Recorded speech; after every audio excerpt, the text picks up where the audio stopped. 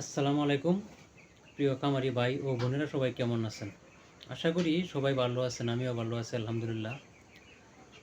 অনেকেই জিজ্ঞেস করছেন, অনেকেই জানতে চাইছেন যে ভাই গামবুড়ো রোগটা কতদিন বয়সে হয় এবং গামবুড়ো রোগ হলে কিভাবে বুঝবো। আজকে গামবুড়ো রোগ নিয়ে আলোচনা করব আপনাদের সাথে। আশা করি ভিডিওটা ধৈর্য সহকারে দেখবেন। গামবুড়ো রোগটা মূলত 16 দিন বয়স থেকে 25 দিন বয়সের মধ্যে বেশি হয়, বা 16 দিন বয়স থেকে 25 দিন বয়সের মধ্যে বেশি দেখা দেয়। গামবুড়ো রোগ হলে কিভাবে বুঝবেন? গামবুড়ো রোগটা হলে প্রথমত মুরগি চুনা চুনা পায়খানা করবে, কষের মতো মলদারে চুনা পায়খানা লেগে থাকবে। গামবুড়ো রোগ হলে মুরগি হাঁটতে পারে না, লড়াচড়া করতে পারে না, বসে বসে জিমায় আর চুনা পায়খানা করে মুরগি মারা যায়। যদি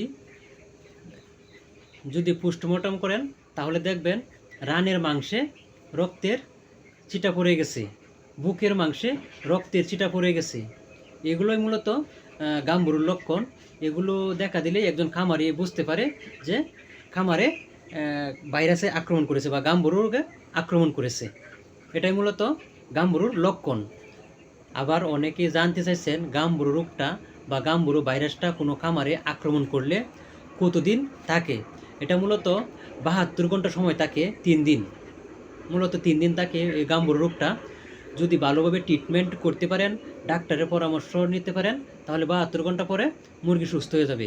আর গামবুড়ো রোগটা দেখা দিলে অবশ্যই ডাক্তারের পরামর্শ নিয়ে ওষুধ ব্যবহার করবেন। আশা করি সবাই বুঝতে পারছেন বিষয়টা।